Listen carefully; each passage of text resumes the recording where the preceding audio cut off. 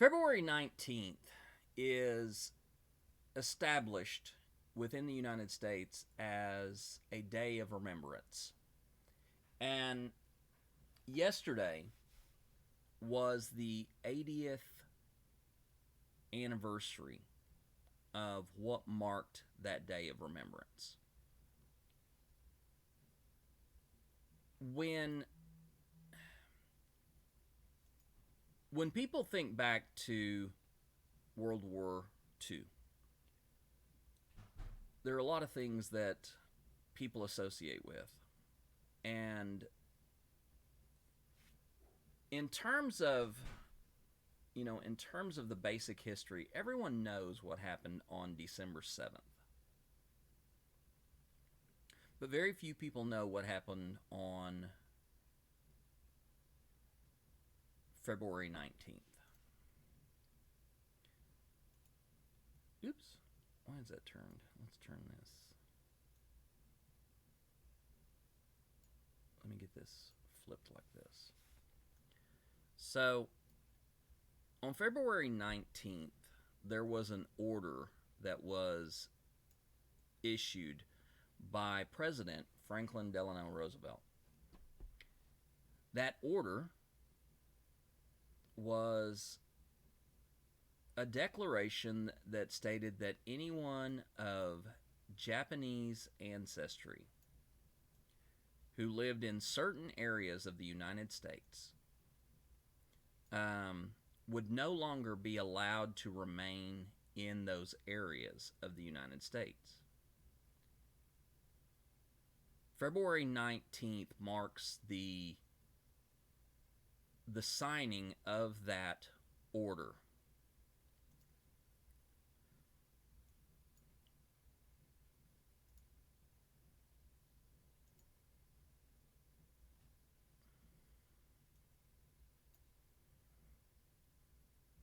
Now I want to take you through a quick history of this. December 7th, the Japanese armed forces attacked the U.S. Pacific Fleet in Pearl Harbor, Hawaii. On December 11th, Lieutenant General John L. DeWitt named head of the Western Defense Command. DeWitt recommends the detention of all Japanese 14 years and older in Hawaii and along the West Coast.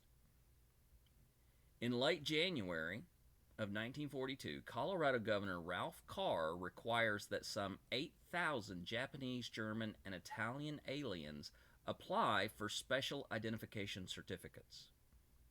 On February 14th, General DeWitt recommends all persons of Japanese ancestry be removed from the West Coast to internment camps further inland.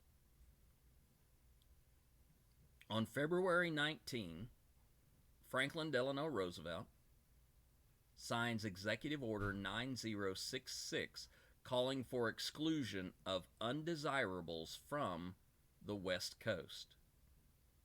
Yesterday marks the signing of Executive Order 9066, which turned Japanese immigrants,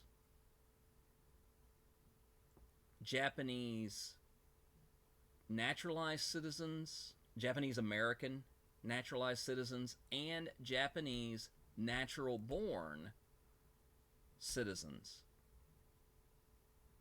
into criminals. Executive Order 9066 turns a group of people in a specific area into criminals just for their existence.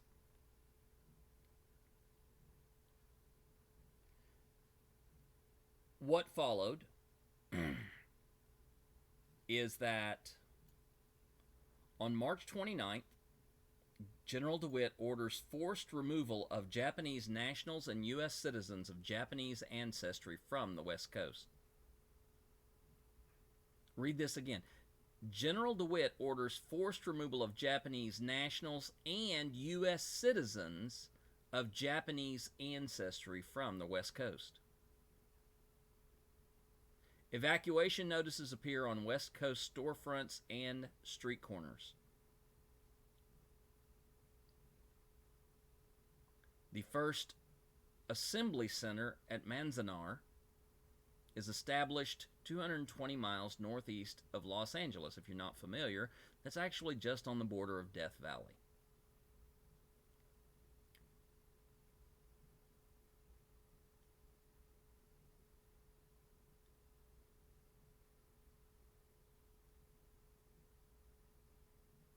You see that these camps are built. In September 3rd of that year, the first group of regular detainees arrive at Granada, Colorado.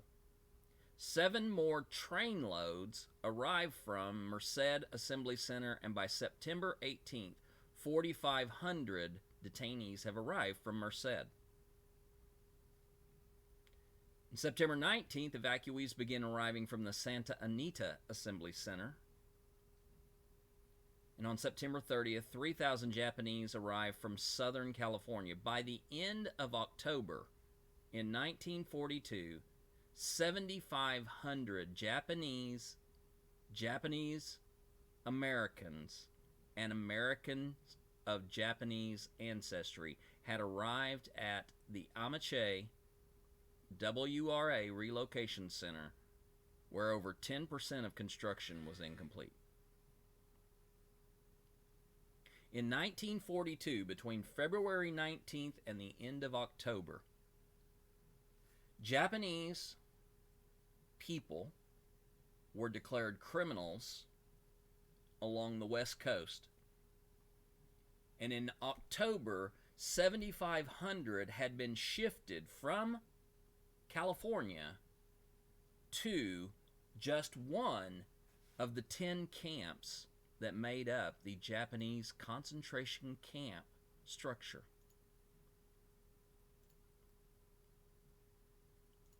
This map highlights where the 10 camps were located, but it also sets up that this was very much a matter of the red line denotes the exclusion zone.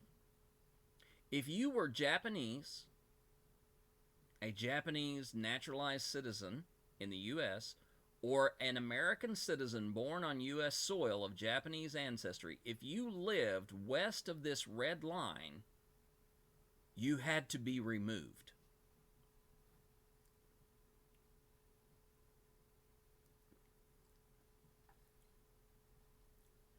Now, you will notice that Tula Lake, Manzanar, Poslin, and Gila River are all concentration camps just on the border of the exclusion zone.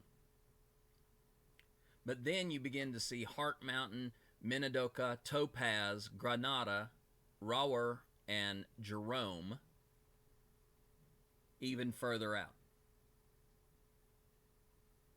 Now, the reason why you had camps marked in the exclusion zone is because many states in this region of the United States, the Midwest and the Colorado Rockies, refused to allow Japanese concentration camp prisoners into their state.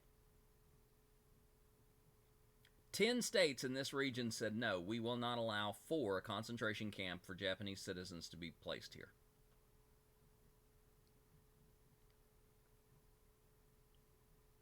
But you do notice that Wyoming, Idaho, Utah, Colorado, and Arkansas did step up and say, yeah. In fact, they said, this is our civic duty. This is something we do for the good of the country.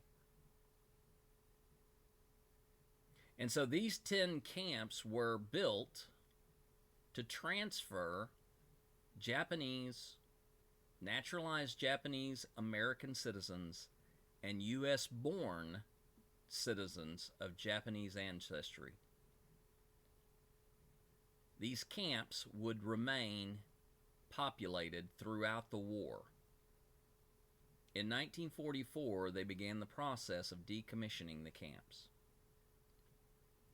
Now, perhaps you've heard of this. Maybe you've heard, one of the most well-known advocates for the experience of Japanese Americans and the concentration camps is George Takei. George Takei, most well known for being Lieutenant Sulu in the original Star Trek series, um, when he was 4 years old, he and his family were forced from their home. They were sent to the Rower War Relocation Authority camp, the concentration camp, in southeast Arkansas. And then, once again, they were transferred back to the camp that is right on the edge of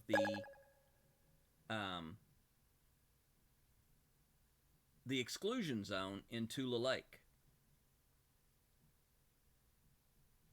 George Takei has written a graphic memoir as well as a stage production to highlight some of the experiences he and others had in these camps. Now, let's deal with some naming here. All right, let's deal with some of the nomenclature.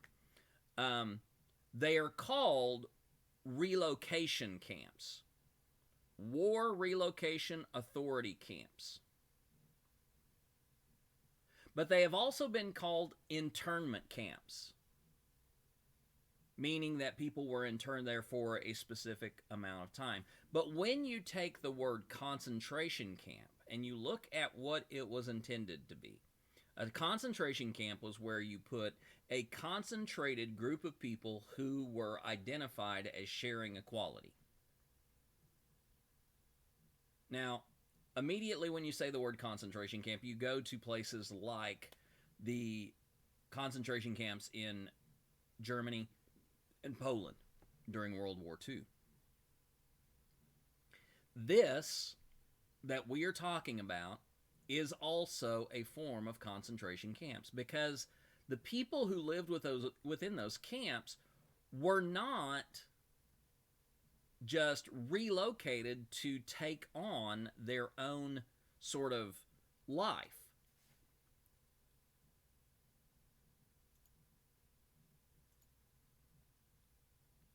What we find actually within those camps was essentially a prison.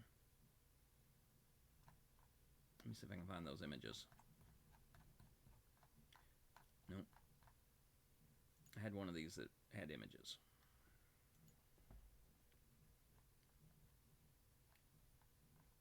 Oh, where is it now? All right, best one I can do right here. This is the Amache or Granada concentration camp in 1944. This is toward the end of its time period. It is very much, if you were a fan of Hogan's Heroes, it looks just like it. The entire camp was surrounded by barbed wire fence with guard posts at multiple places who were armed with military automatic rifles to keep the peace.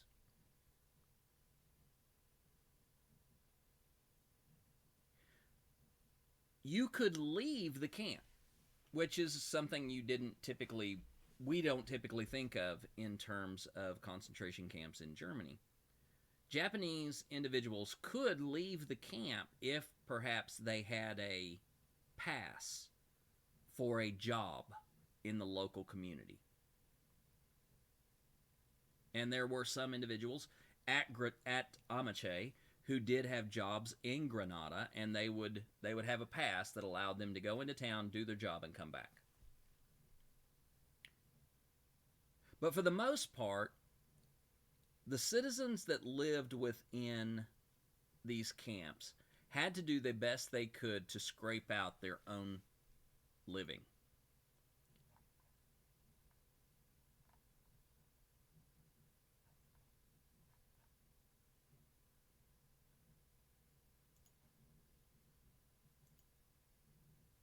One of the barracks shows the kind of living space that a family would have to share.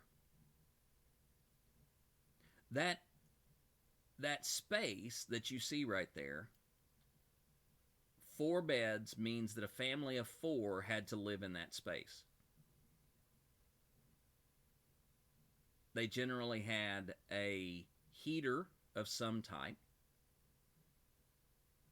but they had a washroom and lavatory, restroom in a different place.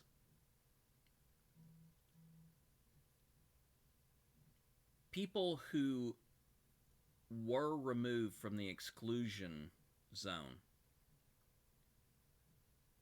were told that they could bring only what they could carry. They were allowed to bring, I think it was 2 suitcases per person.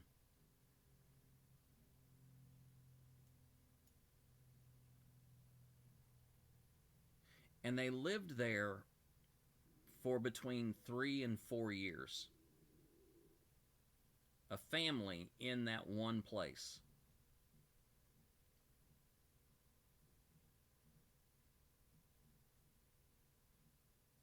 These are not just, the ramblings of, some form of,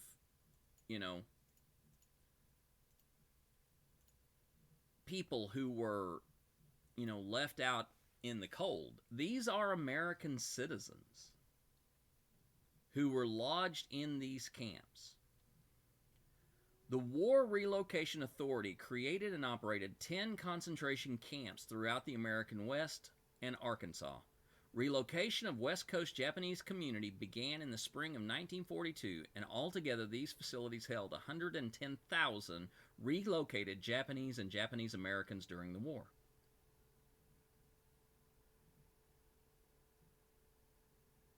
Now, understandably, after the events of Pearl Harbor, animosity towards Asian descendant people grew. There was a lot of hostility toward the Japanese and Japanese American community everywhere within the United States. But just because of that, in and of itself, we saw a rise of targeting Japanese and Japanese American people.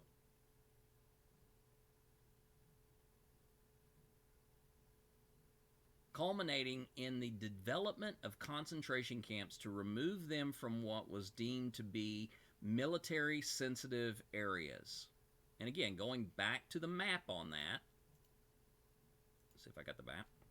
The entire West Coast, including all of the state of California.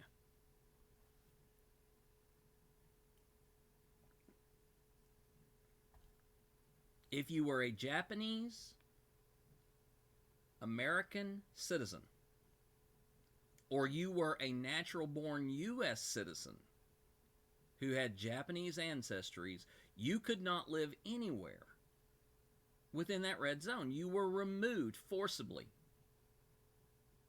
George Takei talks about his experience of being 4 years old and soldiers coming to the front door armed to remove his family from their home. Property was seized by the government.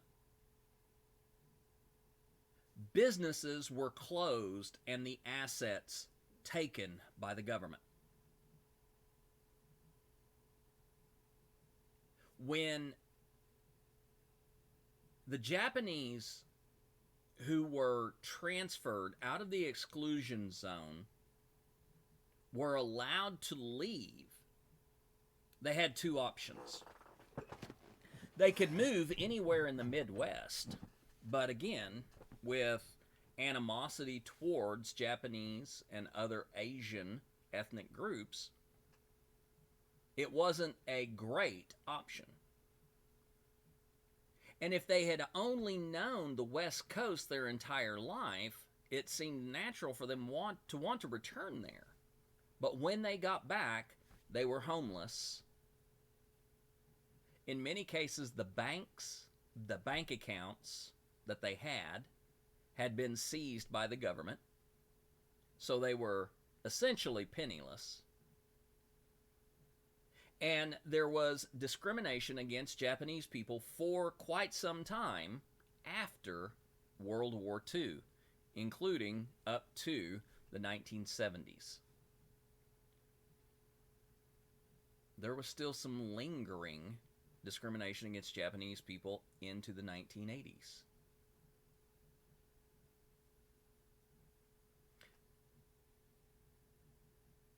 Because of the 4-year time frame when Japanese concentration camps were at their highest population, tens of thousands of Japanese people were displaced in this country who were American citizens.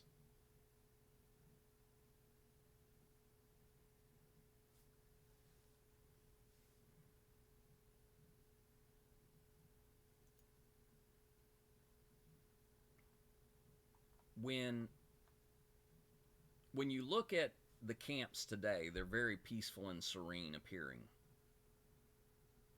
This one in southeast Colorado, the Amiche camp, is overgrown with natural grasses.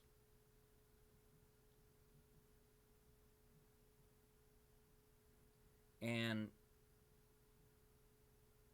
it's very quiet out there. It's a rural area of Colorado. There are not much traffic. There is a highway that runs about a mile south of the remains of the camp. But it's a local state highway, so it's not very heavily traveled.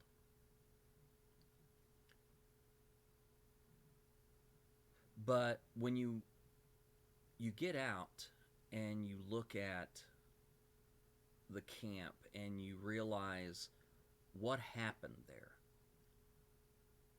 you begin to see that this was a city that was populated for 4 years by a singular ethnic identification.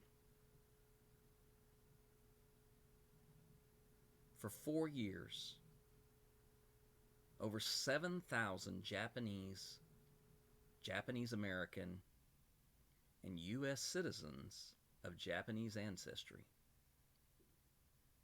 lived in this little community, and they made it their own.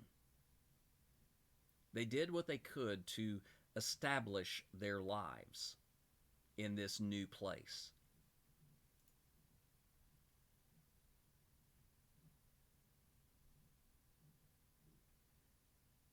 So, the government supplied prisoners with food and clothing allowances. Let's go back up here to the houses. Living quarters at Amiche consisted of rectangular army-style barracks divided into 6 living compartments. The sizes of living quarters varied from 16 by 20 to 20 by 24 feet. Each living quarter contained semi-completed closet, a coal stove, folding cots, mattresses, and 2 quilts. Flooring consisted of loose bricks over dirt, while the walls and ceilings were insulated. Many prisoners used scrap lumber they found in the camp to make additional furnishings. Only a few of the housing blocks provided hot and cold water. The government supplied prisoners with food and clothing allowances and monthly wages for workers. Meals were served in a cafeteria, but the food did not fit traditional Japanese cuisine. The cafeteria also removed an important part of the family structure. Prisoners ate with their peers instead of family, eroding family cohesion. Within traditional Japanese families prior to World War II, Japanese families would join together at mealtime. They would have that time together as a family, and that was a bonding time with that family. After World War II ends, we saw the family structure, the traditional family structure of Japanese families begin to separate. We saw younger Japanese Americans natural born of Japanese descent, begin to drift away from their families. And that remained the case for quite some time. It's only as people have been allowed to reclaim their ethnic heritage that they were able to recapture a little bit of that tradition.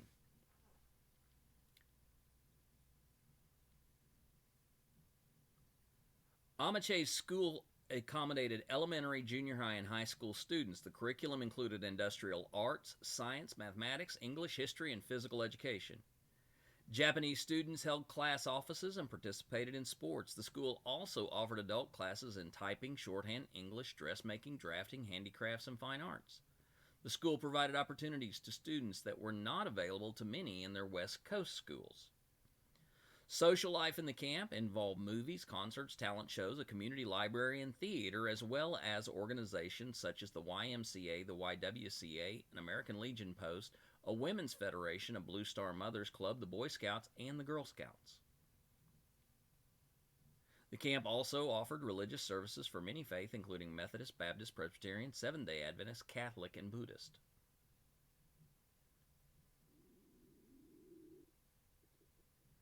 To supply the Amache community's various needs, prisoners formed a consumers cooperative, which included a clothing store, a variety store, shoe repair shop, dry cleaner, barber shop, beauty parlor, canteen, watch repair shop, and an optometry supply store.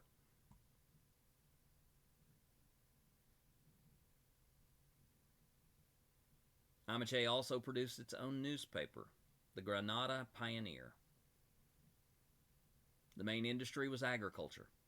The camp tried to become self-sustaining through this program. Camp farmers succeeded in growing crops that usually failed to grow in the area, including potatoes. One harvest produced so many potatoes that they supplied all 10 relocation camps. Other items in the center's farm included vegetables, feed crops, hogs, beef, poultry, and dairy cattle.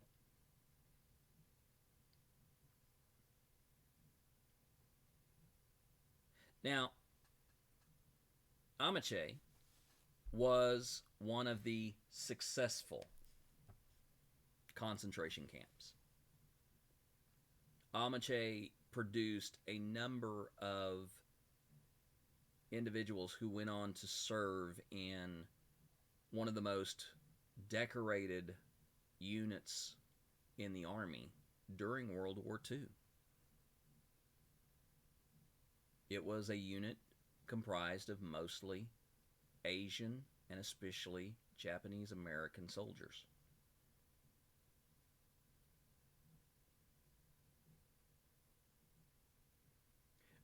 There was a deep and lingering sense of patriotism in this camp.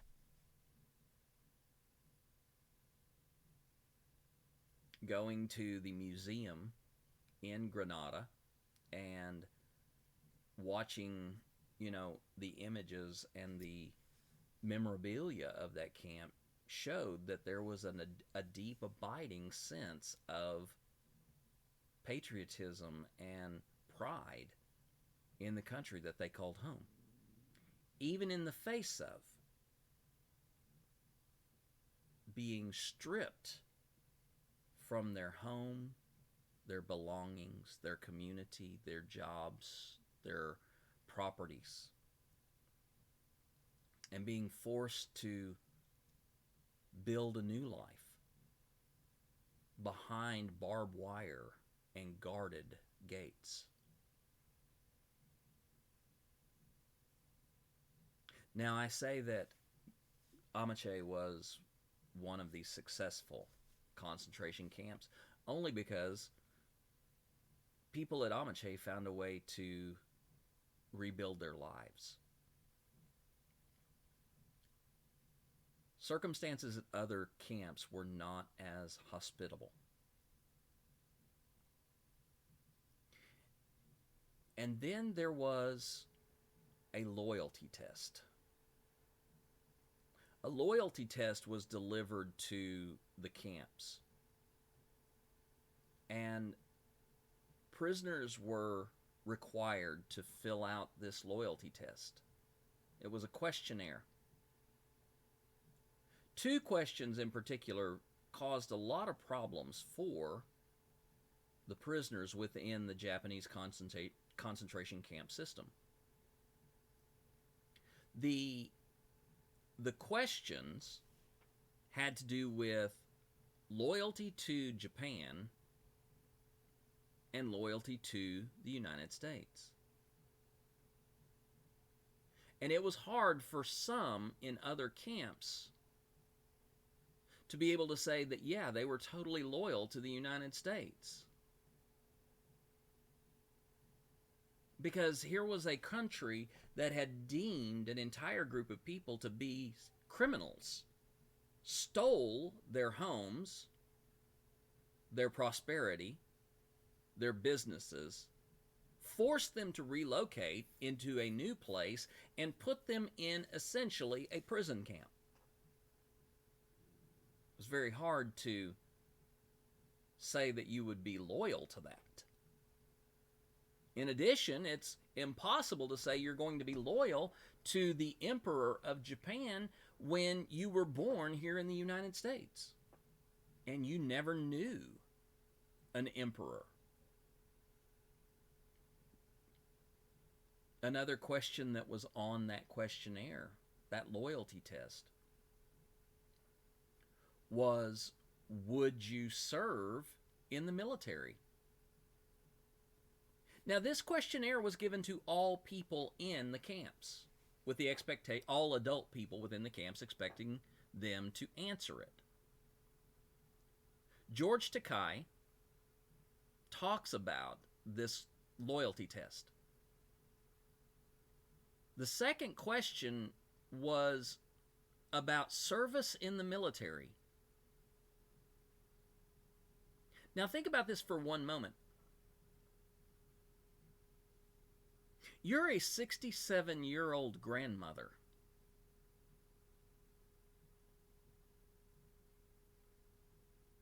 Are you willing to serve in the military?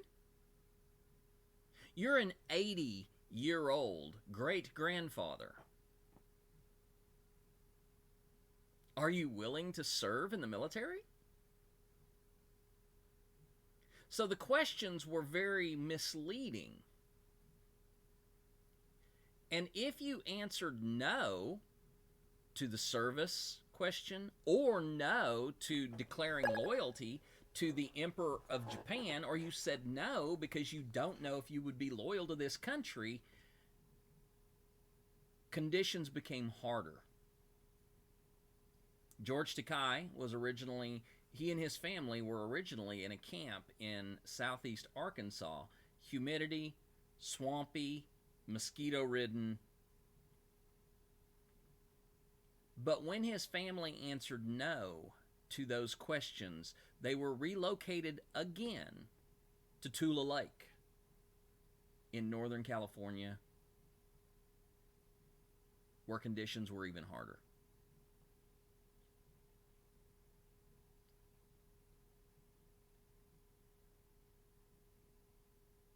There were some resistance organizations that, or, resistance cells that began to develop. But these were not active resistance like we saw, in Hogan's Heroes. They weren't doing those type of things, but they did take on a bit of a passive resistance. They didn't willfully just fall in line.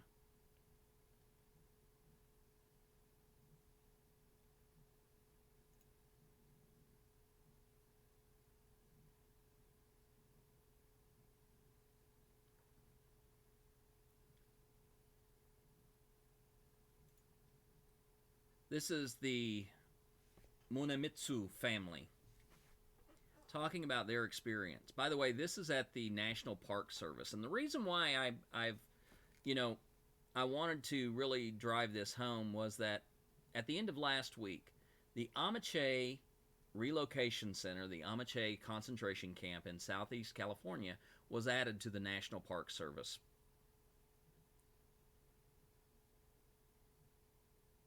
meaning that it now has the chance to be protected and serve as a reminder of what happened to Japanese citizens of the United States in the 1940s.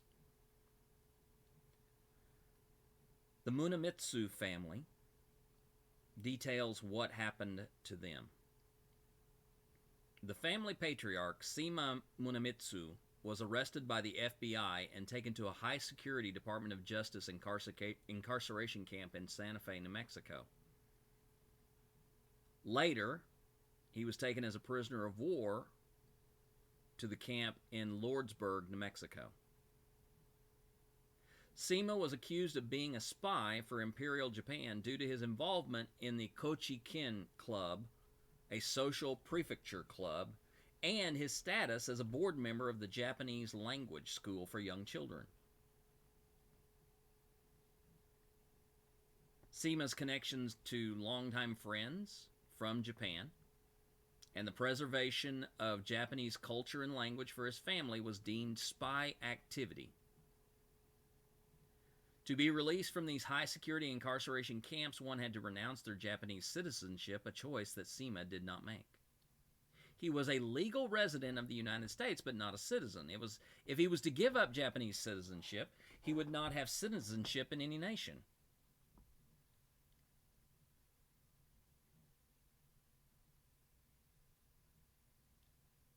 The rest of the family was sent to the Poston Relocation Center in Arizona.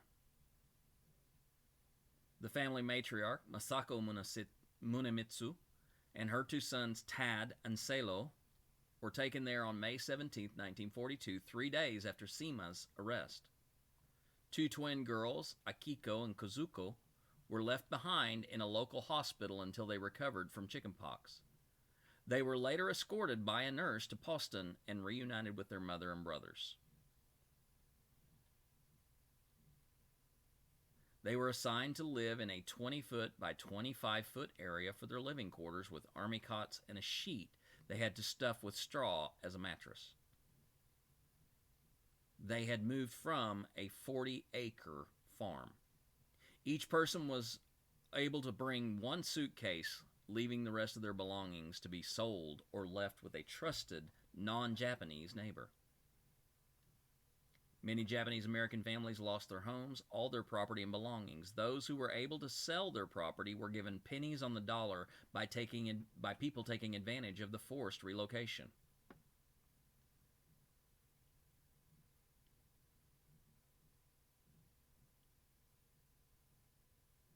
While many cultivated the land and tried to build a community at Poston, many young Nisei adults sought opportunities elsewhere. Now, Nisei is a reference to Japanese individuals who lived in America. Hey, Stacey Rains. Tad and Salo, the oldest of the children, requested indefinite leave clearance, an opportunity where Japanese Americans could apply to leave the incarceration camp for a period of time in order to work or attend school, as long as they did not return to the West Coast. However, this clearance could only be acquired by signing a loyalty questionnaire administered by the WRA. By saying yes to both questions, Japanese American incarcerees were given a chance to make money or go to school if they could find schools that would accept Japanese Americans in the Midwest or Eastern U.S. Now, once again, this is one family's account. But the interesting thing is that when you listen to these accounts, you find that they are quite similar, to the point of they lived the same lives because that was how the concentration system worked. People were forced into the same routines. They had the same permissions. They had the same chances. And many lived that existence through that entire 4 years of time in the concentration camps.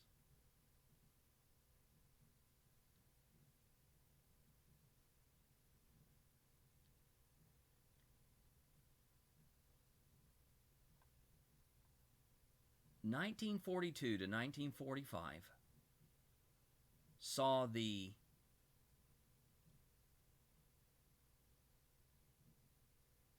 removal of and criminalization of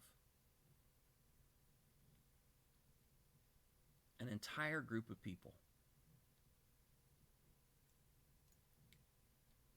Even though the justification for the evacuation was to thwart espionage and sabotage, newborn babies, young children, the elderly, the infirm, children from orphanages, and even children adopted by Caucasian parents were not exempt from removal. Now, listen to that last statement right there.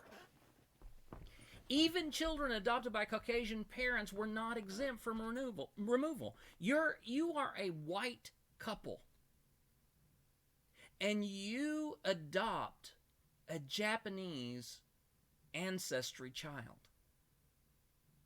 And the government comes along and says, I'm sorry, you cannot have your child any longer. They are now a criminal of the country. They're an enemy of the state.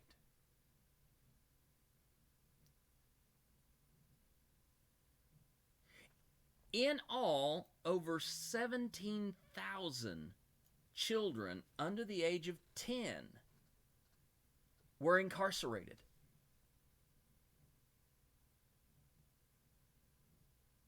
17,000 children 10 years or old. George Takei was 4 years old when they forced him out of his family's home.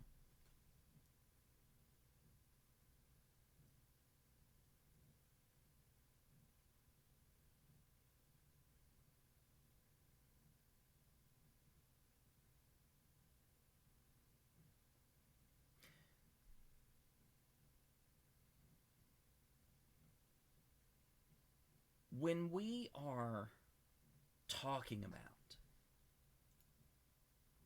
the way in which the United States treated Japanese American, and U.S. born individuals of Japanese descent during World War II,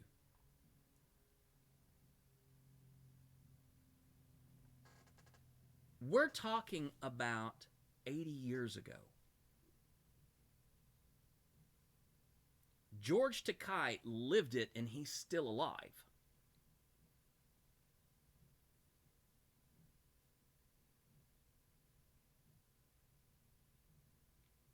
These camps were decommissioned and allowed to fade away into the histories.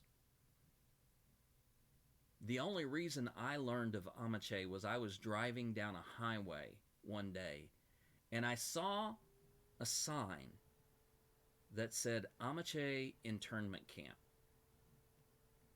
I was like, what the hell is that?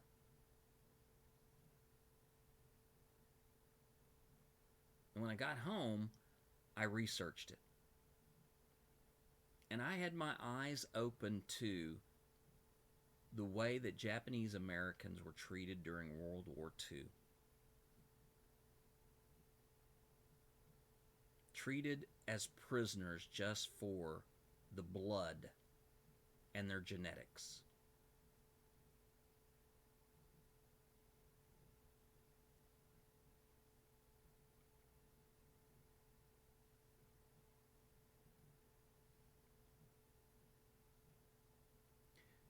Japanese Americans received reparations for all that they lost during World War II during the Reagan administration.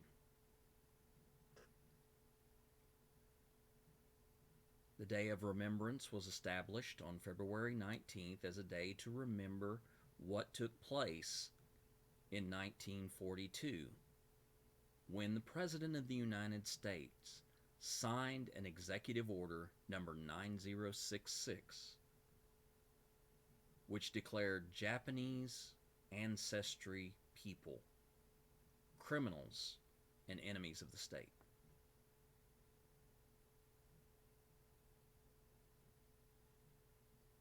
And then We fast forward to today.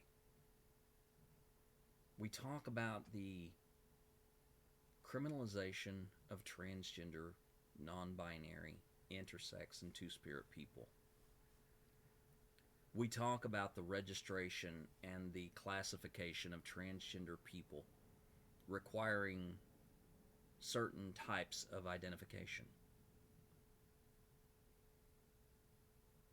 We talk about individuals such as Pastor Mark Burns. Mark Burns, yeah. Who is running for Congress, who wants to reopen the House Un-Americans Activities Commission and put anyone who is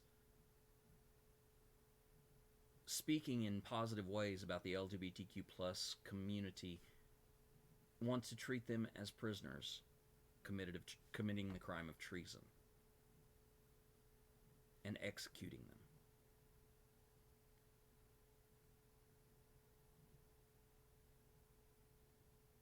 You have organizations such as the Republican Party that are declaring that they are only acting for our own good in criminalizing access to medical care, in developing loopholes for discrimination.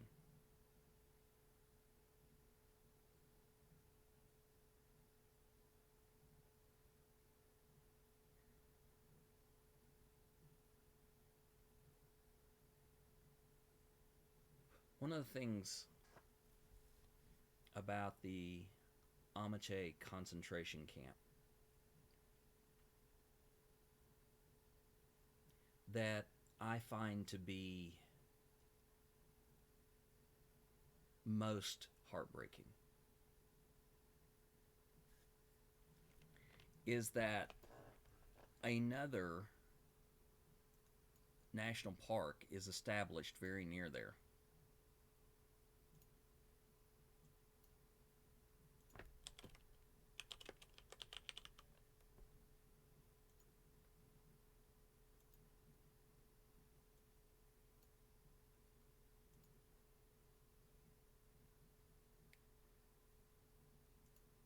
The National Park Service historic site for the Sand Creek Massacre is just about 45 miles away from the Amiche concentration camp.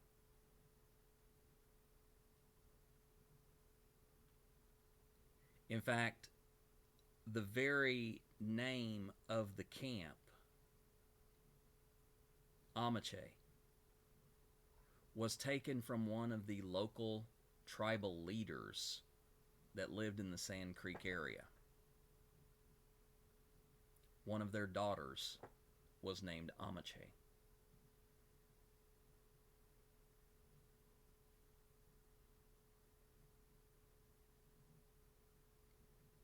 I visited both of these places in one day. The Sand Creek Massacre was very much akin to what happened at Washita Creek in western Oklahoma and what was attempted at the Little Bighorn in Montana.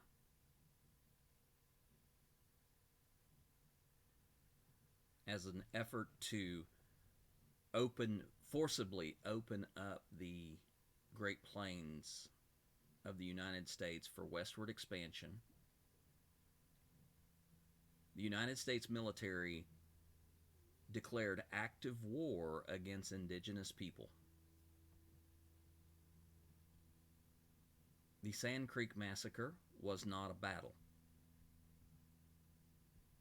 Federal troops rode into a camp on the pretense that this camp was filled with warriors from multiple tribes. But what really turned out was that it was a camp of older adults and children.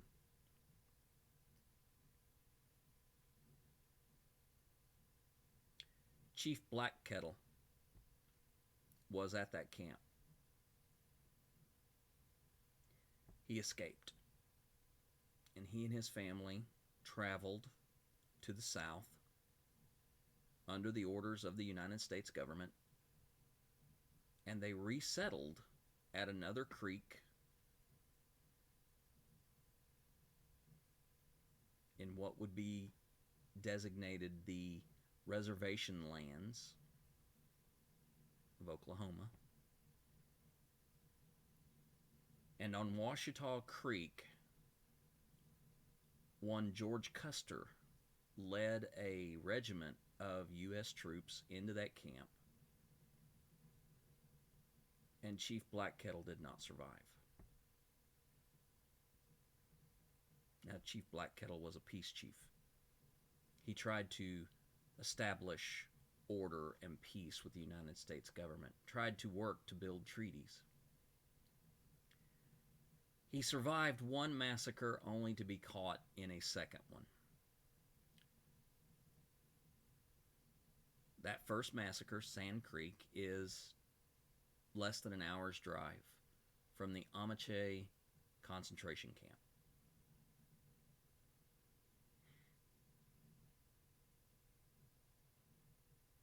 What is interesting is that not even 100 years separated those two events.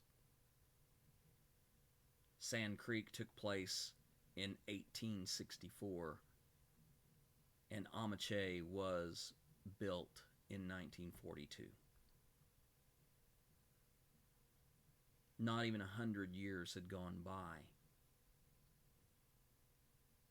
and another group was targeted for imprisonment, even though they were citizens of the United States. And now here we are, 80 years after the Amache camp closed.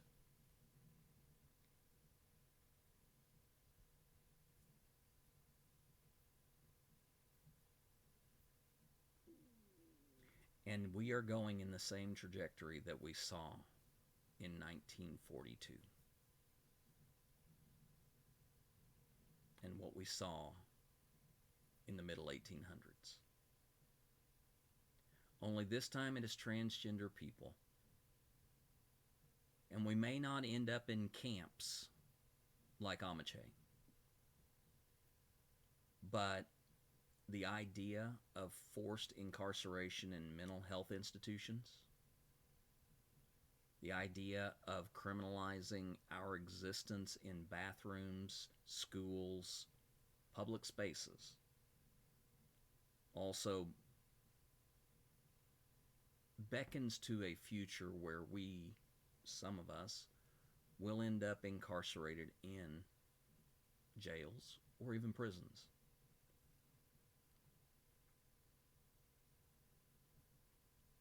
Luna said it, people say it couldn't happen again. Well, it happened twice in a small little corner of southeast Colorado. And here we are, less than 100 years later,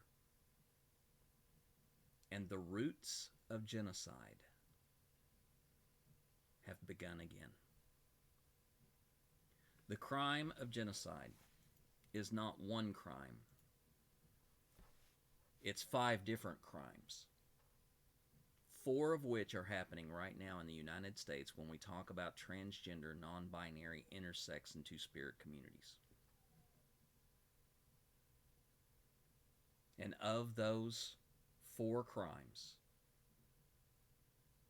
we see a parallel to exactly what happened to the Cheyenne and the Arapaho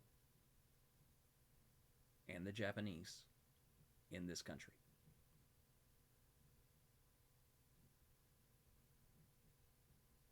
This is a lesson to be learned, or it is a lesson that is doomed to be repeated.